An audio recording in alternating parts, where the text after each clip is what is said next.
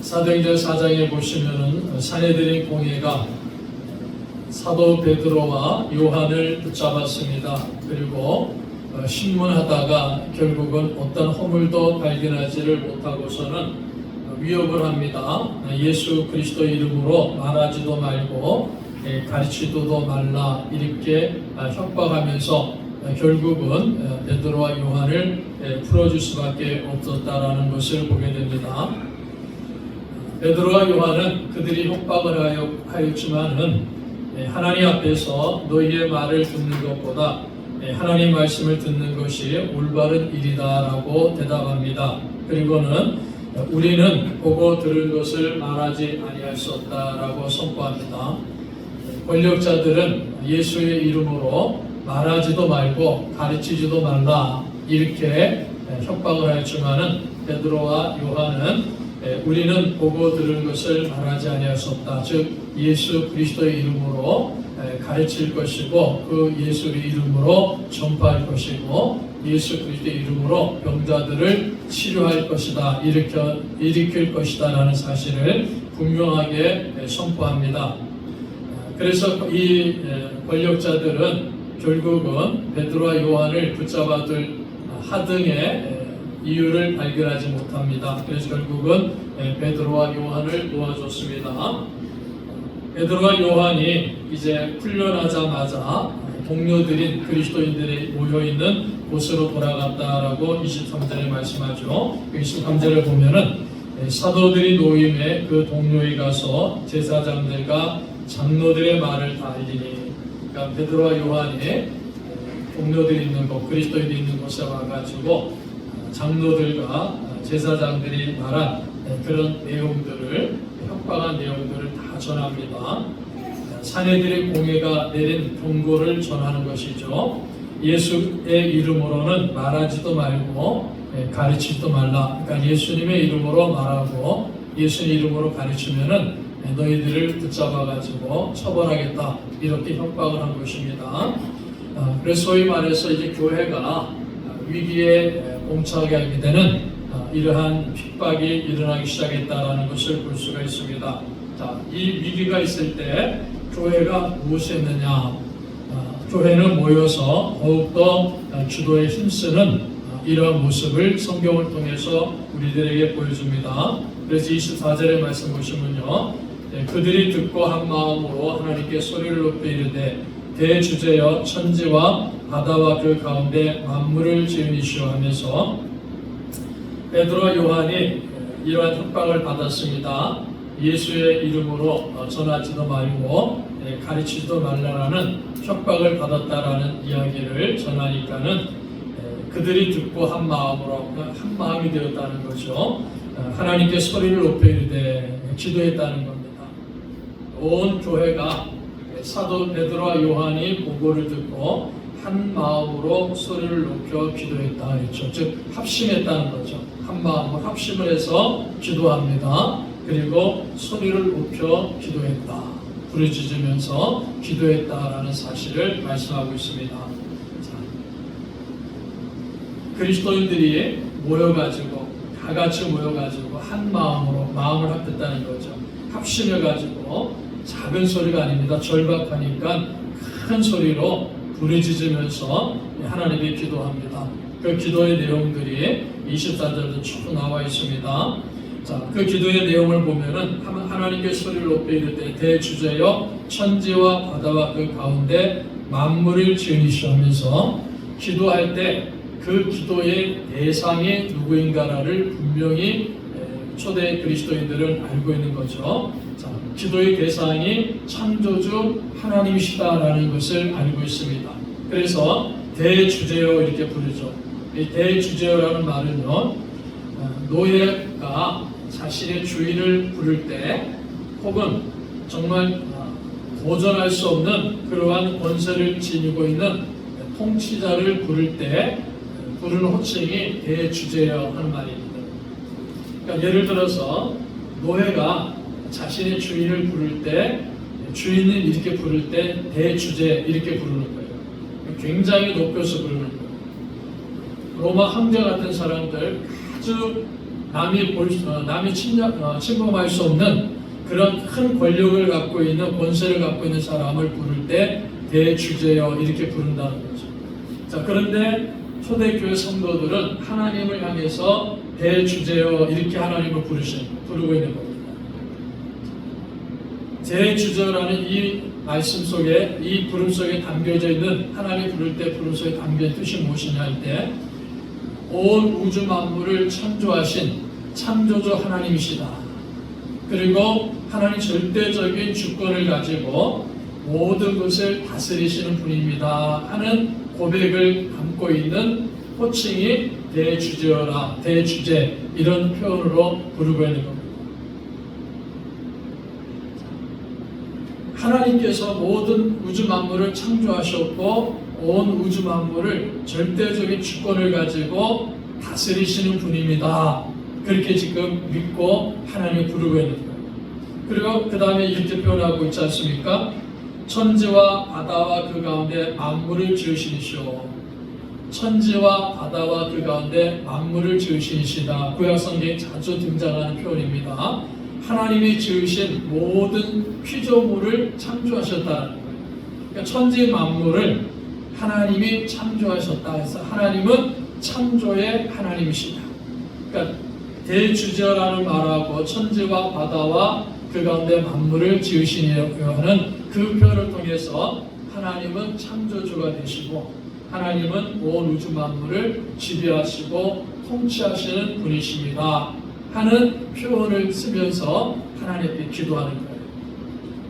자, 그래서 예루살렘 교회 초대 성도들이죠. 이제 베드로를 통해서 설교를 듣고 베드로를 통해서 예수님을 알게 되었죠. 그래서 예수님 믿기 시작하면서 그야말로 초신자들입니다. 이제 막 믿기 시작한 그런 초신자들이 하나님이, 우리가 믿는 하나님이 어떤 분이냐? 우주 만물을 창조하신 하나님이시고 이 우주 만물을 통치하시는 하나님이시고 인간의 역사를 지배하시고 다스리시는 주권자가 되시는 분입니다. 그것을 믿고서 하나님을 부르고 있는 겁니다. 권력자들이 예수의 이름으로 말하지 말아라. 예수의 이름으로 가르치지 말아라. 만약에 예수의 이름을 증거하고 예수의 이름으로 가르치면은 너희들을 붙잡아갖고 처벌하겠다. 이렇게 위협했단 말이에요. 그러니까 그 위협 앞에 벌벌 떠는 게 아니야. 그 위협 앞에 야, 이제 우리 어떻게 되느냐 하면서 막 근심하고 벌벌 떨고 하는 것이 아니라 그 위협을 했지만은 거기에 굴복하는 것이 아니라 아니야. 우리가 믿는 하나님은 온 우주 만물을 창조하신 하나님이시고 온 우주 만물을 지금도 다스리신 하나님이시고 인간의 역사를 지배하시고 다스리시는 주권자가 되시는 대주제가 되시는 하나님이십니다 하는 것을 확실히 믿고 그 하나님 앞에 지금 기도하고 있는 겁니다. 자, 그래서 이 기도는 시편 2편의 말씀을 인용하면서 기도했어요. 그래서 25절에 또 주의 종 우리 조상 다윗의 입을 통하여 성령으로 말씀하시기를, 시편 2편입니다. 성령 하나님께서 다윗을 통해 가지고 성령으로 깨닫게 해준 거예요. 성령으로 계시해져 갖고 다윗이 성령 충만해 가지고 하나님 계시를 전하는 거죠. 그 계시 내용이 무엇입니까? 어찌하여 열방이 분노하며 족속들의 헛살을 경영하였는고 세상의 군왕들이 나서며 관리들이 함께 모여 주와 그의 그리스도를 대적하도다. 그러니까 그리스도를 대적한다는 거예요. 예수님을 대적한다는 거예요. 예수님께서 세상의 군왕들이, 관리들이 함께 모여가지고 예수님을 핍박한다는 거예요. 그래서 결국 예수님을 대적하면서 예수님이 십자가의 죽으심을 당할 것이다 하는 그 사실이 시편 2편을 통해서 미리 하나님께서 말씀하신 거예요. 예수님이 고난당하시고 핍박 가운데 이루어진 그 모든 일들이 시편 2편을 통해서 말씀하신 내용이 성취되었다라는 것을 지금 그들이 확실히 믿고 있는 겁니다. 예수님의 고난을 통해서 시편 2편이 성취되었다 하는 사실을 이 초대교회 성도들이 확실히 믿고 베드로와 요한과 사도들과 함께 기도하고 있는 겁니다. 세상의 군왕이라 했지 않습니까? 세상의 군왕, 어떤 사람을 말합니까? 당시에 헤롯 같은 권력을 갖고 있는 왕이에요. 관리들, 본디오 빌라도 같은 사람들입니다. 로마 황제의 관리로서 본디오 빌라도 같은 사람들이 예수님을 직접 시문했지 않습니까?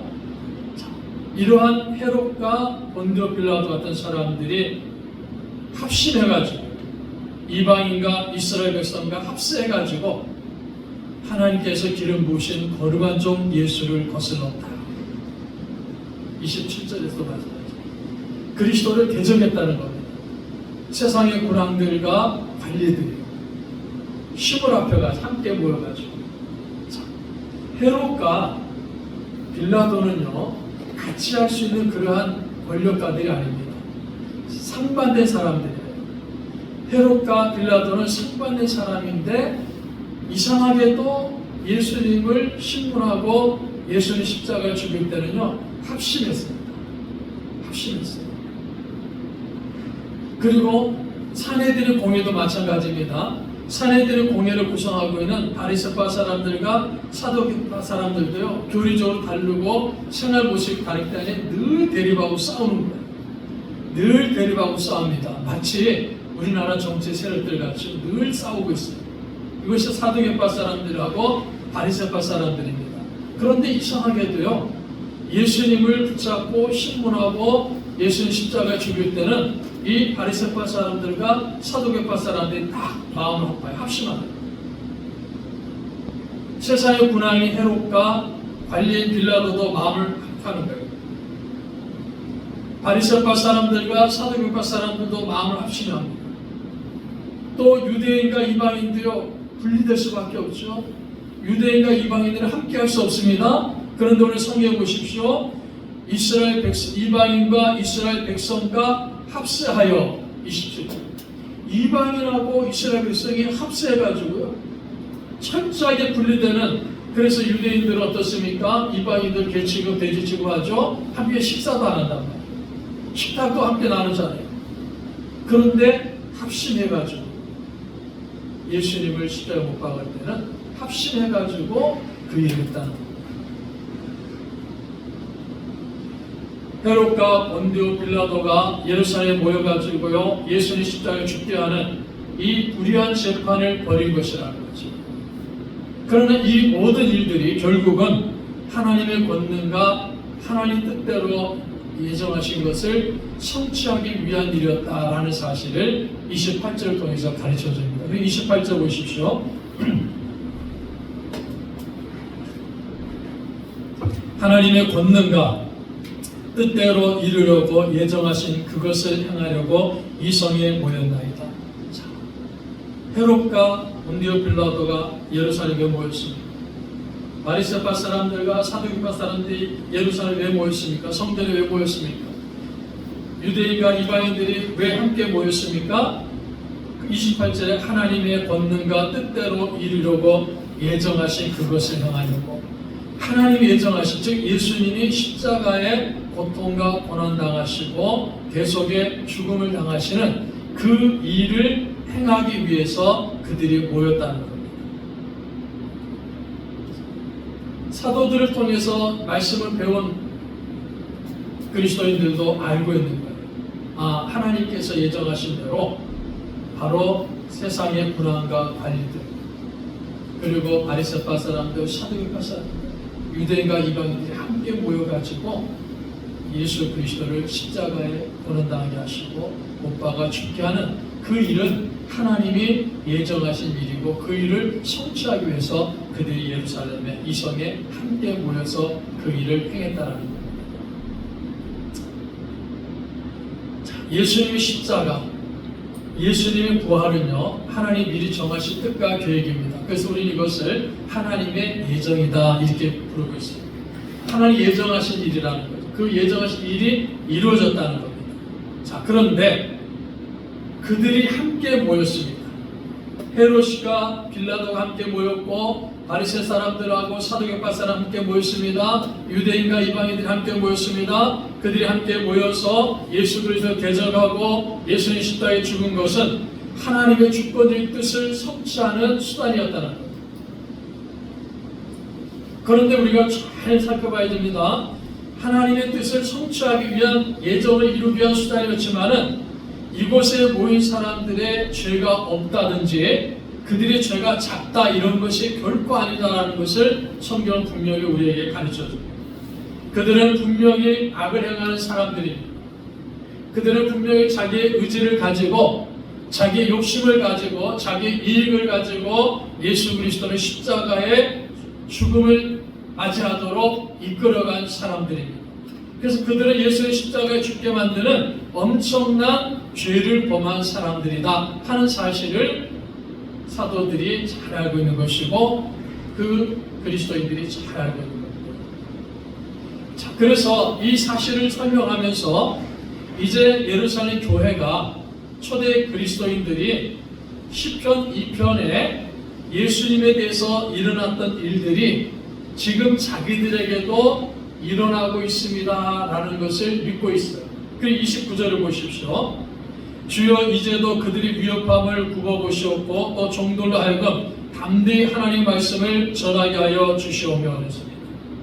그들이 어떤 사람들입니까? 사도를 위협하고 있는 사내들의 공회원들입니다. 바리새파 사람들, 사두개파 사람들, 권력자들입니다. 그들이 위협하는 거예요. 사내들의 공회가 사도들을 위협하고 그리스도들을 위협합니다. 예수 이름으로 가르치지 말아라. 예수 이름으로 전하지 말아라. 너희들이 많이 예수 이름으로 가르치고 예수 이름으로 전하면은 너희들도 붙잡아서 처형하게 버리겠다. 이렇게 지금 사내들 공회가 위협을 하고 있다는 거예요. 자, 이럴 때 그 위협을 받는 그리스도인들은요, 예수님을 위협할 때도, 예수를 십자가에 죽게 할 때도 저들이 함께 모여서 이 일을 행했지 않느냐? 시편 2편에 기록된 대로 그 일을 행했지 않느냐? 마찬가지로 저들이 또다시 모여가지고 우리들을 핍박하고 우리들에게 엄청난 위협을 가하고 있구나. 이것은 성경의 말씀을 이루어지고 있는 것이구나 하는 사실을 이 초대교회 성도들은 확실히 깨닫고 있었다라는 것을 지금 성경은 우리들에게 가르쳐줍니다. 초대교회 성도들은요, 헤롯과 빌라도가 위협적인 권력을 휘두르고 있음을 알고 있습니다. 자, 그러나 그들이 위협적인 권력을 휘두르고 있지만은 그리스도인들은요, 오히려 하나님의 인도하심을 믿고 기도하는 겁니다. 그 위협에 굴복하지 않는 거예요. 그 위협에 굴복하지 아니하고 하나님의 인도하심 믿고 기도합니다. 그래서 주여 이제도 그들의 위협함을 구워보시옵고, 그들이 위협하는 것을 물서달라는, 얻게해달라는 게 아닙니다. 구워보시옵고 하는 건 살펴보신다는 거예요. 그러니까 하나님도 아시는 거예요. 성도들이 알고 있습니다. 자신들이 위협을 당하고 있는 것을 하나님도 보시고 알고 있다는 거예요. 하나님도 보시고 알고 있습니다. 자, 하나님도 보시고 알고 있기 때문에 기도하는 겁니다. 종들로 하여금 담대히 하나님 말씀을 전하게 하여 주시옵소서. 담대하게 하나님 말씀을 전할 수 있도록 해달라고 그렇게 기도하고 있는 겁니다. 사내들인 공회가 핍박합니다. 사내들인 공회가 핍박합니다. 그러나 그 핍박 속에서도, 그 핍박 가운데서도 하나님 뜻은 이루어지는 것이기 때문에 이 예루살렘 교회는 이 어려운 현실에 직면했지만 구약 성경을 통해서 그 현실을, 자신들이 당하고 있는 그 현실을, 핍박의 현실을 깨닫고 이해하고 있는 겁니다. 이 현실 속에서, 이 어려움을 당하고 핍박당하는 이 현실 속에서 자신들에게 주신 하나님의 사명을 감당할 수 있기를 간절하게 부르짖고 소리 높여서 합심해서 지금 기도하고 있는 겁니다. 그래서 어떤 기도합니까? 담대하게, 종들 하여금 담대히 하나님의 말씀을 전하게 하여 주시옵소서. 담대하게. 베드로와 요한이 어떻게 했습니까? 담대하게 예수 그리스도 증거했죠. 베드로와 요한이 담대하게 예수 그리스도 증거합니다. 그래서 그 베드로가 전하는 설교를 듣고 3,000명, 5,000명이 회개하고 주님께로 돌아오는 역사가 일어났습니다. 교회가 이제 모든 그리스도인들도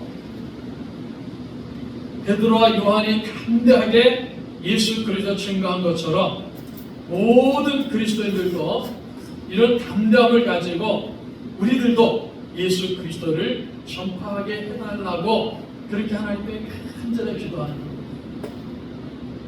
얼마나 멋있는 성도들입니까?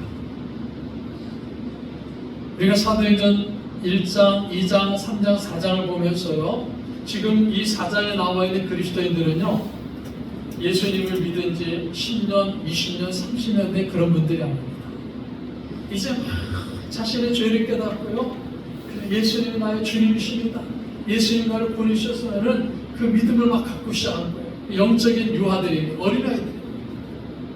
그 영적인 유아들이 자신들이 사명이 무엇인가를 잘 알고 있는, 지금 우리가 위협을 당하고 우리가 핍박을 당하지만은 사도들처럼 담대하게 예수 그리스도를 증거할 수 있도록, 그 사명을 감당할 수 있도록 해달라고 하나님께 간절하게 기도하고 있는 것입니다.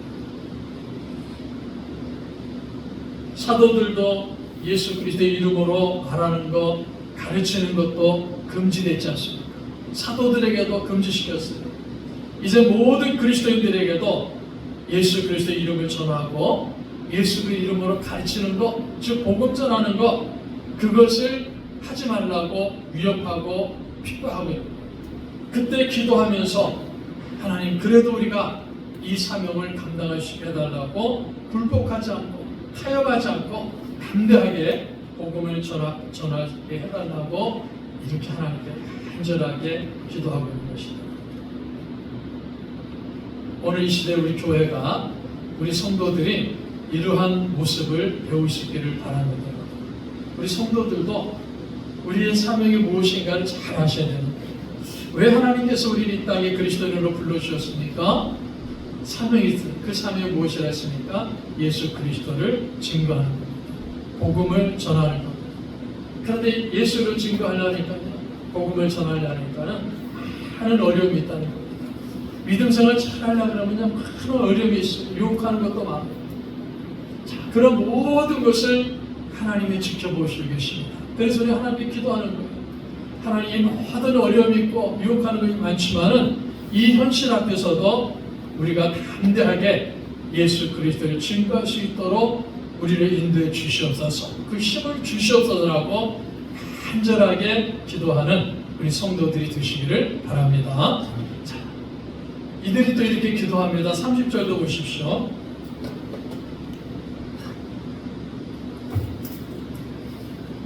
손을 내밀어 병을 낫게 하시옵고 표적과 기사가 거룩한 종 예수 이름으로 이루어지게 하옵소서 하더라. 예수님의 이름으로 치유가 있기를 기도하는 겁니다. 기적이 일어나기를 기도하는 겁니다. 자, 베드로와 요한이 나면서부터 일어나 보지 못한 장애인을 예수 그리스도 이름의 능력으로 일어나게 했죠. 걷기도 하고 뛰기도 했습니다. 하나님 찬양하지 않습니까? 자, 그러한 치유의 기적이 있게 해달라고 그렇게 기도하는 겁니다. 왜 그렇습니까? 이 초대교회는요, 복음이 증거되는 것이고 아직까지 완성된 주님의 말씀, 하나님의 말씀이 완성되지 않았죠. 그래서 사도들이 정말 그리스도의 사도들이라는 것을 보여주기 위해서, 또 정말 그리스도인이라는 것을 보여주기 위해서 하나님께서 기적을 행할 수 있는 은사를 주십니다. 그래서 베드로를 통해서, 바울을 통해서 많은 기적이 일어나지 않습니까? 이런 기적이 일어나는 걸 보고 사람들이, 저 사람들이 진실이구나, 저 사람들이 전하는 말이 참이구나 하는 걸 받아들이는 겁니다. 자, 기적이 일어나기를 기도했지 않습니까? 병자가 치유되기를 기도합니다. 그러니까 병자가 치유돼 가지고요, 우리가 영광받고 우리가 이름을 높이기 위해서가 아니에요. 병자가 치유되면서 그 치유의 현장을 목격하고 많은 사람들이 예수 그리스도 주님으로 믿도록 하기 위해서 그런 치유의 기적이 일어나게 해달라고 기도하는 거예요.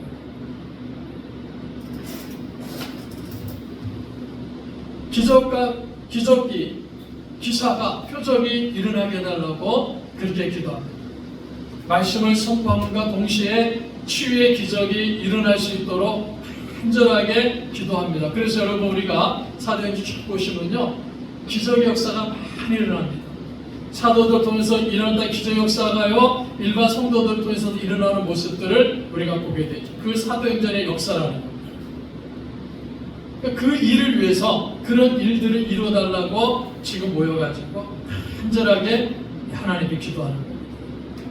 하나님 보좌 우편에서 통치하시는 예수 그리스도의 이름, 그 이름으로 복음 전파를 확증하도록 하기 위해 가지고 병이 낫게 하시고 표적과 기사가 나타나기를 기도합니다. 그래서 단순하게 병 낫기를 위해서가 아니에요. 병이 낫고 표적과 기사가 나타남으로 말미암아 복음 전도가 확증할 수 있도록 이루어지도록 하기 위해서 그들이 간절하게 기도했습니다. 자, 그렇게 기도하니까 31절에 결과가 나옵니다. 빌기를 다음에 함께 모여서 베드로와 요한이 전해준 말을 듣고 함께 모여서 기도하는 겁니다. 빌기를 다음에 이제 기도가 다 진행됐다는 거죠. 모인 곳이 진동하더니 무리가 다 성령이 충만하여 담대히 하나님 말씀을 전합니다. 모여서 기도한 그곳이 진동했다는 겁니다. 진동이란 말은요, 지진이란 말이에요. 땅이 막 흔들렸다는 겁니다. 자, 땅이 흔들렸습니다. 하나님의 강력한 임재가 나타난 겁니다. 기도하는 그곳에 간절히 모여서 간절하게 복음 전파시켜 달라고, 그 능력 달라고 간절하게 기도하는 그곳에 하나님의 강력한 나타나신 임재가 임하신 겁니다. 그래서 그곳에 있는 모든 그리스도인들이 또다시 성령의 충만을 받아요. 성령으로 충만해진 겁니다. 그래서 성령에 충만하니까요, 담대히 하나님 말씀을 전하니라. 담대하게 하나님 말씀을 전합니다. 모든 그리스도인들이요, 담대하게 하나님 말씀을 전했다고 성경은 우리에게 가르쳐줍니다. 하나님은 치유와 기적을 위한 기도에도 응답해 주셨습니다. 치유와 능력의 역사가 일어나게 다 기도하니까요, 어떤 일이 벌어집니까? 스데반과 빌리티스 같은 그리스도인들을 통해서, 사도가 아닌 그리스도인을 통해서도 이러한 기적 역사가 일어납니다. 그래서 담대하게 그들이 나가서 복음을 전하는 이런 역사가 일어났다는 사실을 성경은 우리에게 가르쳐줍니다. 이전에는요, 사도들을 통해서만 나타났던 기적이 이 기도 이후에는요, 모든 그리스도인을 통해서 일어나기 시작합니다. 하나님께서 기도할 때 그 기도에 응답하셨음을 보여주는 겁니다. 사도들을 통해서 일어났던 기적이 모든 그리스도를 통해서 일어나기 시작했습니다. 그 기적이 오늘 이 시대를 살고 있는 우리들을 통해서도 일어나고 있음을 믿는 성도들이 되시기를 축복합니다. 우리가 모여서 기도하고요, 우리 나가서 복음을 증거할 때 하나님 기적 역사가 일어난다는 사실을 확실히 믿고 이 복음 전의 사역을 감당할 수 있어야 됩니다. 자, 우리 현실이 참 어렵습니다. 베드로와 요한뿐만이 아니라 그 모든 초대교회 그리스도인들이 위협을 당할 때 같은 그런 위협이 오늘 우리의 현실 속에서도 일어나고 있습니다. 어떤 일들이 일어나고 있습니까? 우리가 살고 있는 대한민국도 마찬가지하여 우리 사회에 반기독교적인 정서가 매우 강합니다. 지난주에도 말씀드렸죠. 반기독교적인 정서가 매우 강하다 보니까요, 우리가 나가서 예수님만이 유일한 구원자가 되십니다라고 선포하면요, 비난하고 조롱합니다. 우리 하나님 말씀 그대로 믿고 예수님만이 우리 유일한 구원자입니다, 다른 길은 없습니다 하고 선포하면요, 우리를 조롱하고 비난합니다. 위해를 가합니다. 그래서 법을 만들었죠. 어떤 법을 만들어갑니까? 차별금지법을 만들어가죠. 이 차별금지법을 만들어가지고 예수님만 유일한 구원자입니다 하고 외치면요, 다른 종교를 차별하는 거기 때문에 처벌한다, 위협하는 거예요. 권력자들이 사내들의 공예를 구성하고 있는 그 사내들의 공예가 어떤 사람들이었습니까? 입법권과 사법권을 함께 갖고 있죠. 행정권 갖고 다 갖고 있는 자들입니다. 그러한 사내들의 공예 권력자들이 사도들과 그리스도인을 위협하지. 어떻게 위협합니까? 예수 그리스도 이름으로 가르치지도 말고 전하지도 말아라. 가르치고 전하면 너희들에게 핍박을 가하겠다, 너희들을 붙잡아 가겠다, 위해를 가하겠다, 이렇게 위협하고 있지 않습니까? 그런 일들이 지금 우리 시대에 일어나고 있다는 거예요. 왜 기독교만 유일한 구원이 있다고 가르치면서 다른 종교를 차별하느냐? 너희들 처벌해야 된다. 그 법을 만들어가고 있단 말입니다. 왜 동성애자들을 죄인을 취급하느냐? 그들을 용서하고 그들을 용납하고 그들을 받아들이는 왜 사랑이 없느냐면서요. 동성애 법을 만들어가지고 그 차별금을 만들었고 동성애에 대해서 비난하면 처벌한다는 겁니다. 이 반기독교적 정서가 굉장히 강해지고 있어요. 그래서 사회주의 사상이 막 교회 안에도 들어와 있습니다. 심지어 공산주의 사상까지도 교회 안에 들어와 있습니다. 그래서 교회와 우리 그리스도를 향해서요 온갖 조롱과 비난을 퍼붓고 있는 겁니다. 물론 우리 그리스도인들이요 우리 교회가 정말 이 시대에 잘못 행하는 일들도 있어요. 우리 그걸 무시하면 안 됩니다. 내가 잘못 살아가기 때문에, 내가 주님 말씀에 순종하는 삶을 살지 않기 때문에, 내가 그리스도인답지 못한 삶을 살기 때문에, 교회가 교회답지 못한 일들을 행하기 때문에 그런 잘못을 범하고 그런 죄를 범하고 있기 때문에 우리가 사회로부터 비난당한 일들도 많이 있는 것을 인정할 수밖에 없습니다. 우리가 무엇을 그러기 때문에. 그러나 그럼에도 불구하고 그냥 기독교이기 때문에 하나님의 말씀을 증거하기 때문에 복음을 선포하기 때문에 오늘 교회와 우리 그리스도인들에게 온갖 조롱과 온갖 비난이 다 오고 있는 겁니다. 우리가 몇 년 전에 코로나를 경험할 때 어떻게 했습니까? 코로나를 경험할 때 타켓이 어디에서 교회죠.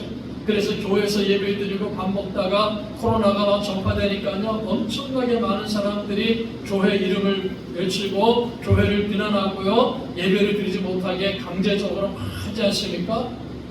그래서 많은 교회들이 수능하면서 아 그래 우리는 뭐 비대면 예배를 드려도 된다 하면서 그냥 예배 드리지 않고 뭐 인터넷으로 예배 드리고 이런 일들도 엄청나게 많이 일어나지 않습니까?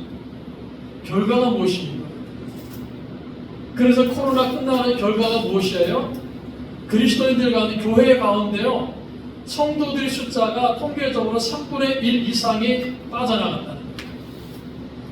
그 3년의 짧은 기간 동안에 온갖 비난과 조롱을 다 퍼부으니까요 3분의 1 정도의 그리스도인들이 교회를 다 떠나갔어요. 제 교회만 어떤 교회는 뭐 반 정도 떠나간 교회도 있다고 통계가 나옵니다. 떠나간 사람들은 안 오죠. 우리 현실이 이만큼 어려운 거예요. 개인의 삶도 얼마나 어렵습니까? 경제적으로 어렵고 건강도 어렵지 않습니까? 특별히 요즘에는 사람들이 정신적으로 스트레스를 엄청 많이 받아가지고 이상한 삶을 사는 사람들이 얼마나 많습니까? 우리 현실이 이렇게 어려운 거예요. 그런데 이런 현실 속에서 이런 어려움 속에서 우리 그리스도인들이 해야 할 일이 무엇인가 하는 것을 오늘 이 아침에 꼭 기억하시기 바랍니다. 우리를 대적하는 세력에 의해 가지고 굴복해서는 안 되는 거예요. 우리를 위협하는 세력들이 있습니다. 정치적인 세력들도 있고 악한 사탄의 세력들이 있고 권세자들이 있고 정말 권력자들이 있습니다. 그런 사람들이 우리를 대적하고 있지만은 그 대적에 결코 그리스도인들은 굴복해서는 안 된다. 타협해서도 안 된다는 겁니다. 그러면 이 위협 앞에서 우리가 해야 될 일이 무엇입니까? 함께 모이는 거예요. 합심해서 부르짖고 기도하라는 거예요. 하나님 저들이 위협함을 보지 않습니까? 그 위협함이 있지만은 그래도 우리가 담대하게 우리에게 주신 사명인 복음을 전하는 일을 감당할 수 있도록 우리에게 은혜 주시옵소서. 우리 그런 능력을 달라고 합심해서 기도해야 된다는 사실을 오늘 이 아침에 꼭 기억하시기 바랍니다. 그럴 때 우리 하나님께서 우리 교회와 우리 성도들에게 성령 충만을 부어 주실 줄로 믿습니다. 아멘. 성령 충만을 받으니까요 어떤 결과가 나옵니까? 우리가 다 성령이 충만하여 담대히 하나님 말씀을 전하리라. 기도하는 사람이 다 성령 충만하니까요 담대하게 하나님 말씀을 전합니다. 아무리 차별금지법을 만들어가지고요 복음 전하는 것을 막는다 할지라도 복음 전하면 감옥에 집어넣는다 할지라도 동성애를 비난하면 감옥에 집어넣는다 할지라도 우리 이것이 잘못되고 이것이 하나님 말씀이 위배되는 것이다라고 오직 예수님만 우리 유일한 구원자가 되신다라고 분명히 선포한다면은 그 일을 감당한다면은 우리를 통해서 하나님의 위대한 역사는 계속적으로 일어날 줄 믿습니다. 그 초대교회 성도들의 모습이야. 그런 위험이 있었지만은 그들은 함께 합심해서 기도하고 성령의 충만을 받아서 담대하게 하나님의 말씀을 선포했습니다. 우리 꿈 있는 교회가 저와 여러분이 모든 성도들이 우리를 위협하는 것이 참 많은 반기독교적 정사가 매우 강한 이 시대에도 우리 합심해가지고 함께 기도하는 교회와 성도들이 되시기를 바랍니다. 그래서 성령 충만을 받아가지고 우리 삶의 현장 속에 담대하게 예수 그리스도의 복음을 증거하는 이 사명을 잘 감당하는 교회가 되고 성도들이 되시기를 주님의 이름으로 축복합니다.